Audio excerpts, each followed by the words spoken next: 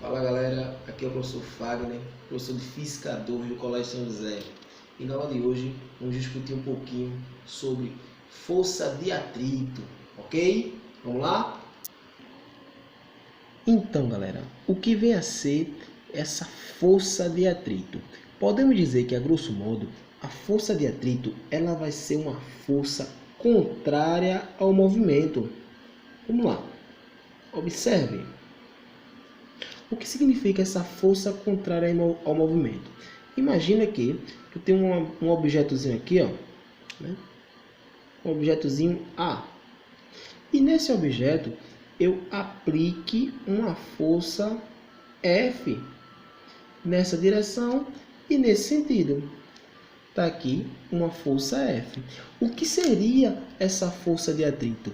A força de atrito ela vai aparecer, né? Ela vai se como eu posso dizer a vocês, ela vai ser uma força contrária ao movimento, porque se dessemos um zoom, né, a essa superfície aqui, perceberíamos, né, que ela é uma superfície rugosa, ou seja, ela vai sentir uma certa dificuldade, né, para prosseguir no movimento. Então, a força de atrito ela vai atuar justamente aí, ó. É uma força contrária ao movimento. Vamos chamar ela de FAT. Quais são essas características, as informações que a gente pode dizer sobre a força de atrito? A força de atrito ela só aparece quando há movimento ou tendência ao movimento.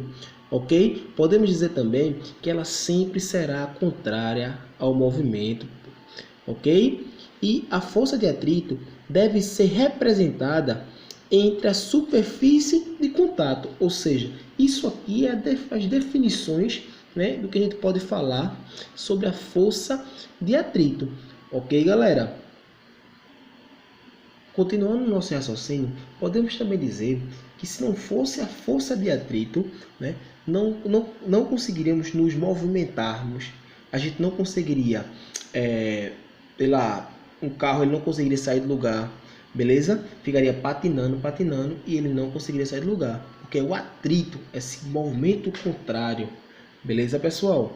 Podemos definir, né, por definição, que a força de atrito, esse FAT, será igual ao coeficiente de atrito, que a gente vai discutir um pouquinho daqui a pouquinho sobre o coeficiente de atrito, se ele vai ser estático, né, ou cinético, vezes a força normal. O que é essa força normal?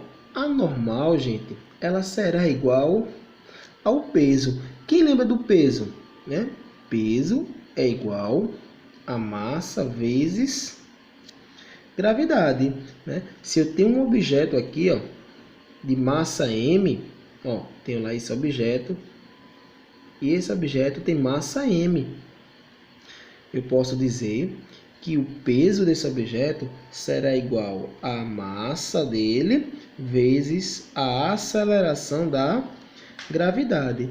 Então, a força normal é igual ao peso, pessoal. Beleza? Falando um pouquinho sobre o que de fato vai ser o coeficiente de atrito estático ou coeficiente de atrito cinético, podemos dizer que essa propriedade não é tão intuitiva, né? Mas pode ser obtida de maneira experimental. Como assim, professor? Imagina o seguinte, ó, tu tem um objeto aqui, ó, e tu esteja aplicando uma força qualquer, ok? Tu vai ter uma força F. Esse objeto, inicialmente, ele está em repouso, beleza? A depender da força que tu aplique, ele vai ganhar ou não movimento. E quem é que vai dizer isso? É o atrito. Beleza, gente? Como assim, professor? Tu tá lá aplicando uma força, ele tá em repouso. Ó, graficamente, o que é que tá acontecendo? Pô? Vou fazer aqui um gráficozinho, né? O gráfico força em função do movimento, beleza? Tu tá aqui aplicando uma força, aplicou uma força, aplicou, né? A força, né, foi maior do que a força de atrito, esse carinha ganha movimento, cara. Beleza? Basicamente isso, pô. Ou seja, o atrito estático ele sempre será maior que o coeficiente de atrito cinético. Beleza? Para finalizar, podemos fazer uma analogia, né, com a segunda lei de Newton, né, onde eu dizia que força é igual a massa vezes a aceleração. Como agora eu estou atribuindo a questão do atrito, vamos dizer que força menos a força de atrito, porque é uma força contrária ao movimento, será igual a massa vezes a aceleração, galera.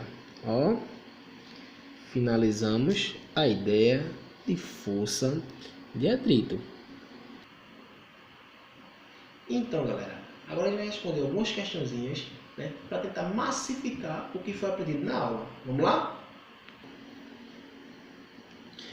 Primeira questão diz o seguinte: sobre uma caixa de massa 120 kg, atua uma força horizontal constante F de intensidade 600 N. A caixa encontra-se sobre uma superfície horizontal em um local no qual a aceleração gravitacional é de 10 metros por segundo ao quadrado. Para que a aceleração da caixa seja constante, com módulo igual a 2 metros por segundo, e tem a mesma orientação da força F, o coeficiente de atrito cinético entre a superfície e a caixa deve ser de... Galera, vê só. Vamos tentar fazer um desenhozinho aqui grosseiro. Imagina que eu tenho essa caixa, ok? De massa 120 kg, ó, 120 kg, e eu apliquei uma força F nela, né? De intensidade 600 newtons, né? Sabendo que a aceleração da gravidade G vai ser igual a 10 metros por segundo ao quadrado, e que esse carinha aqui, ó, essa caixa, tá com uma aceleração igual a 2 metros por segundo ao quadrado. Ele quer saber qual é ou será, na realidade, o coeficiente de atrito entre a caixa e a superfície. Aplicando, ó, os conhecimentos que aprendemos, sabemos que a força de atrito é uma força contrária ao movimento. Beleza? Então, podemos aplicar, né, a segunda lei de Newton, princípio fundamental da dinâmica, e dizer que a força resultante é igual a massa vezes a aceleração. Quem seria essa força resultante? Força menos o FAT, a força de atrito, igual a massa vezes a aceleração.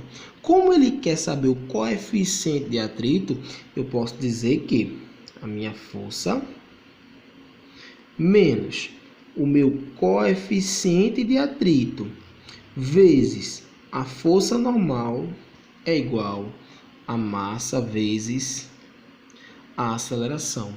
Beleza? Então a gente vai tentar aplicar, né, o que a gente viu aqui. Quem é essa força? Quais são os meus dados que eu tenho? A minha força é de 600 newtons. Menos o coeficiente de atrito, é o que eu quero. Vou colocar aqui, ó, coeficiente de atrito, vezes. Quem é a força normal, pô? Ora, é a massa vezes a aceleração da gravidade. Vou colocar aqui logo o 1.200, ok? É igual a quem? A massa desse objeto, beleza? 120 kg, vezes a aceleração 2, ok? Até aqui algum estresse, vamos lá. Agora é conta de bodega, pô. Ó, 600 menos 1.200 é igual a 240. Ora, menos 1.200 pi será igual a 240 menos 600.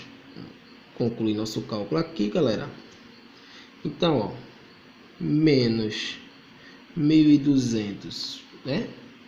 Mi é igual a, ó, 600 menos 240 menos 600 vai dar menos 360. Mi vai ser igual a menos 360 dividido por menos 1.200. Ó, Mi será igual menos com menos mais, 360 dividido por 1.200, resposta 0,3. Gabarito, letra C. Segunda questão, diz o seguinte: um carro deslocando-se em uma pista horizontal a velocidade de 72 km por hora freia bruscamente e trava por completo suas rodas. Nessa condição, o coeficiente de atrito das rodas com o solo é 0,8. A que distância do ponto inicial de frenagem o carro para por completo? Considere G igual a 10 metros por segundo ao quadrado. Galera, vamos tentar entender o que aconteceu. Imagina que tu tem um carrinho aqui, ó. Vou desenhar um carrinho aqui, essa coisa linda. Ok? E esse carro, ele vai a 72 km por hora. Ok? 72 km por hora. Eu vou converter logo essa velocidade em metros por segundo, porque as meias alternativas estão em metros, cara. Então, eu divido isso aqui por 3,6, que vai dar igual a 20 metros por segundo. Ok? O cara pisou no freio, ok? Então, ele vai ter uma desaceleração. Ok? Então, eu vou ter um FAT aqui, ó. Vai ter uma desaceleração, uma força de atrito para desacelerar essa coisa aí. Logo, podemos concluir o seguinte, pô, que eu tenho uma força segurando esse carrinho. Quem é essa força resultante? É o FAT. Logo, podemos dizer que o FAT é igual a massa vezes, né, essa aceleração. Como eu quero saber que aceleração é essa, beleza? Vamos tentar converter aqui, ó, e dizer que a aceleração é igual a força de atrito dividido pela massa, onde a aceleração será igual. Quem é a força de atrito, cara? Lembra que força de atrito é igual ao Mi vezes a normal. Tudo isso dividido pela massa. Quem é a normal, pô? A normal será igual aceleração igual a 1mi vezes. Quem é a normal? Não é a massa vezes a gravidade? M vezes G. Tudo isso dividido por M. Como tem M em cima e M embaixo, cara, eu corto. Eu posso dizer que a desaceleração, desse meu carrinho será igual a quem? Ao atrito vezes a gravidade. Logo, a gente pode utilizar a equação de Torricelli. O que é a equação de Torricelli? Ora, a gente vai dizer, ó, que velocidade ao quadrado, a velocidade final ao quadrado, é igual a velocidade inicial ao quadrado, mais ou menos 2 vezes A vezes ΔS.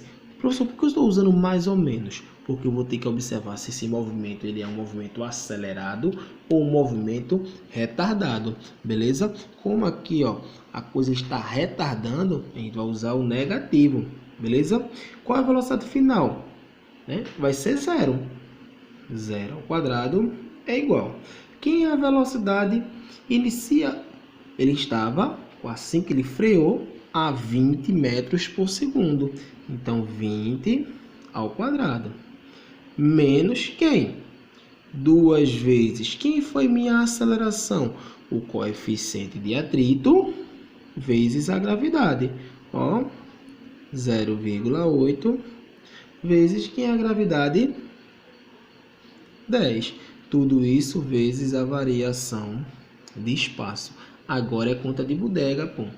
Ora, se tu fizer aqui, ó, vai dar 0 igual a 400 menos. Ora, 0,8 vezes 10 dá 8. Vezes 2, 16 ΔS. Ora, menos 16 ΔS será igual a menos 400. Deixa eu virar aqui a página, pessoal. Ó, de ΔS será igual a menos 400 dividido por menos 16.